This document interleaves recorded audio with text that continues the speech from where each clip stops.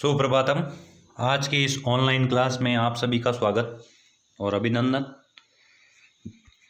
जैसा कि हमने पिछले अध्याय में संसद के बारे में पढ़ा था, तो आज हम नया चैप्टर राजनीतिक और समाजशास्त्र का कानून की समझ, जो संसद का एक मुख्य कार्य है, तो उसमें हमने केवल इसके नाम के बारे में जानकारी प्राप्त की थी। अब हम इसके बारे में जानकारी प्राप्त करेंगे। तो कानून की समझ, जैसा आप सब लोग हैं जो सामान्य कानून के बारे में जानकारी रखते ही हैं, परिचित हैं, तो जैसे कि आपको यहाँ बता रखा है, शायद आपको शादी की उम्र की सीमा तथा मतदान की उम्र सीमा का पता होगा। संभव है कि आप संपत्ति को खरीदने और बेचने के कानून के बारे में भी जानते होंगे। तो ये सब आप सामान्य जानकारी है, इनके बारे में आप जानते हो। अभी तक आप ये जान चुके हैं कि कानून बनाने का जिम्मा संसद का होता है। तो हम ये पहले पार्ट में हमने ये पढ़ा है, तीसरे अध्याय में, कि संसद का जो मुख्य कार्य है वो कानून बनाना होता है। तो उसका जिम्मेदारी, संसद की जो जिम्मेदारी है वो कानून बनाना भी इसका मुख्य कार्य है। तो ये कानून है जो, क्या ये कानून सभी पर लागू होता है, और नए कानून किस तरह बनते हैं, और क्या कोई कानून अलोकप्रिय या विवादास्पद भी होते हैं। तो नागरिक के नाते हमें ऐसी परिस्थिति में क्या करना होता है, तो इससे संबंधित कुछ पहलुओं पर अब हम इस अध्याय में जानकारी प्राप्त करेंगे। तो सबसे पहले हम, क्या कानून सब पर लागू होता है, यानी सबके ऊपर कानून बराबर होता है, क्या समान होता है, तो उसके बारे में हम जानकारी प्राप्त करेंगे। तो आपको इस ब्रैकेट में कुछ प्रश्न दिए हैं और उसके आंसर भी दिए गए हैं, तो आपको ढूंढने हैं। इस प्रकार का एक प्रश्न है कि एक सरकारी अधिकारी के बेटे को जिला न्यायालय में 10 साल की सजा सुनाई गई, तो इस वजह से वह सरकारी अधिकारी अपने बेटे को भाग निकालने में मदद करता है। तो यानी कि एक अधिकारी था, सरकारी अधिकारी, तो वह 10 साल की सज़ा बेटे को सुनाने के बाद वह उस बेटे को उससे चंगुल से निकालने के लिए कुछ न कुछ करता है। तो क्या आपको लगता है कि सरकारी अधिकारी ने सही काम किया? यदि उसको भाग निकालने में उसकी मदद की है, तो उसने ये सही कार्य किया है क्या?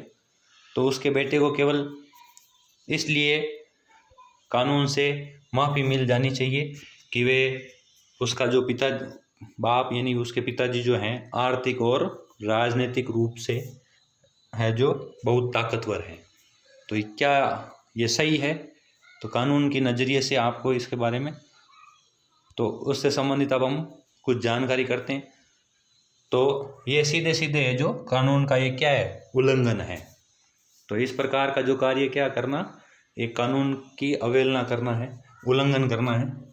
जैसा कि आपने जो इकाई 1 में पढ़ चुके हैं कि किस प्रकार राष्ट्रवादियों ने जो हमारे इस देश में कानून बनाने के लिए विभिन्न प्रकार की तो राष्ट्रवादियों के बीच इस बात पर पूरी सहमति थी कि स्वतंत्र भारत में सत्ता के मनमाने इस्तेमाल की कोई गुंजाइश नहीं रहेगी, यानी कि कोई भी इसमें कानून में अपनी मनमानी नहीं कर सकता है, चाहे वो सरकारी अधिकारी क्यों नहीं हो। तो इसलिए भारतीय संविधान में कई ऐसे प्रावधानों को जोड़ा गया है जो कानून पर आधारित शासन की स्थापना के लिए जरूरी थे। तो इसमें सबसे महत्वपूर्ण प्रावधान जो था, तो वो है स्वतंत्र भारत में सभी लोग हैं जो कानून की नज़र में बराबर होंगे। तो यानी समानता का इसमें जो मूल बिंदु इसमें कानून के अंदर जोड़ा गया है। तो कानून की दृष्टि में सब लोग समान होते हैं, चाहे वो किसी भी, जहाँ आगे हम देखते हैं, चाहे वो किसी धर्म का, लिंग का, जाति का, तो उसमें भेदभाव नहीं किया जाता है। तो कानून के शासन का मतलब है कि कानून के शासन का मतलब है कि सभी कानून देश के सभी नागरिकों पर समान रूप से लागू होता है।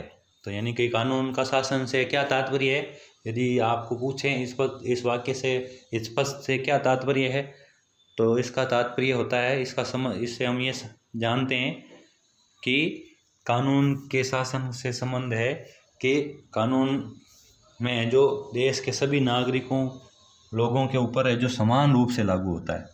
इसमें कोई भी भेदभाव नहीं होता है, जातिगत रूप से, लिंग के आधार पर या किसी रूप से भेदभाव नहीं होता, सबके लिए समान होता है, चाहे वो अधिकारी क्यों नहीं हो। यहाँ पे आपको स्पष्ट रूप से यहाँ बताया गया है, चाहे वह सरकारी अधिकारी हो या धनाढ्य यानी कि अमीर व्यक्ति भी क्यों नहीं हो, यहाँ तक कि राष्ट्रपति भी क्यों नहीं हो। यदि कोई भी इसकी अवहेलना करता है, उल्लंघन करता है, तो उसकी एक निश्चित सजा होती है, और सजा प्राप्ति के लिए भी एक प्रक्रिया है जिसमें व्यक्ति का अपराध साबित होने पर तो हमारे यहाँ न्यायालय स्थापित किए हैं, न्याय प्रक्रिया के द्वारा उसको सजा दी जाती है। तो यहाँ अगला एक प्रश्न पूछा गया है, लेकिन क्या ये हमेशा ऐसा ही था क्या, यानी कि ये हमेशा के लिए ऐसे ही थे क्या कानून के सबके लिए समान। तो उससे संबंधित अब हम कुछ आगे जानकारी प्राप्त करेंगे, क्या ये हमेशा ऐसे ही थे क्या। तो प्राचीन भारत के अंदर है जो असंख्य स्थानीय कानून थे, यहाँ केवल एक ऐसा नहीं था कि भाई कानून है जो, तो यहाँ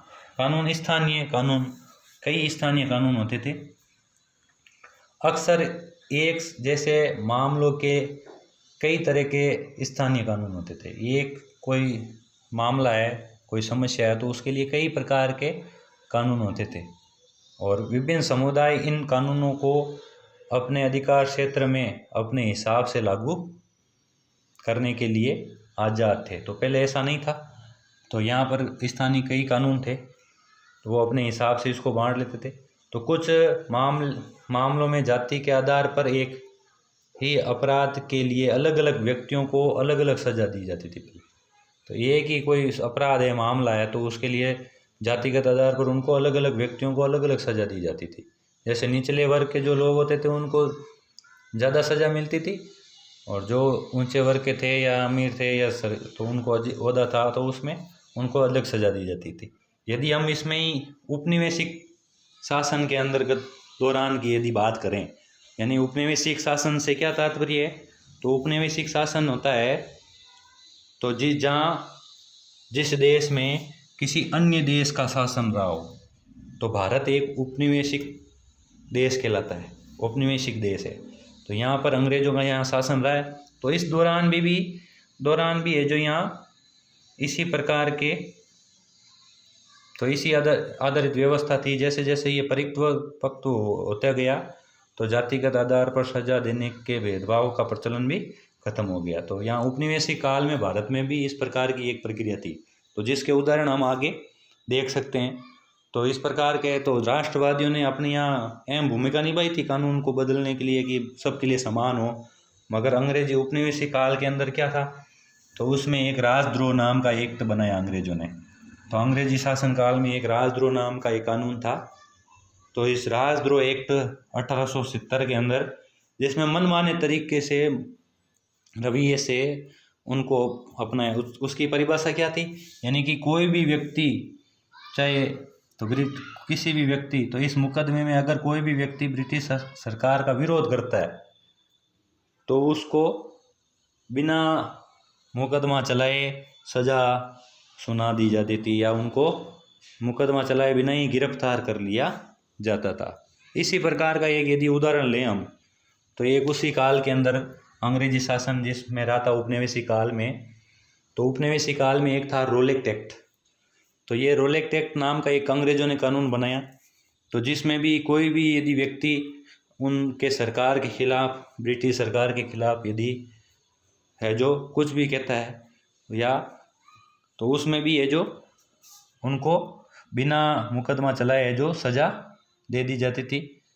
तो महात्मा गांधी सहित सभी भारतीय राष्ट्रवादी नेता, तो कई राष्ट्रवादी नेताओं ने इनका, तो उसमें महात्मा गांधी का नाम शुमार रहा है, तो उन्होंने जो इसका विरोध किया।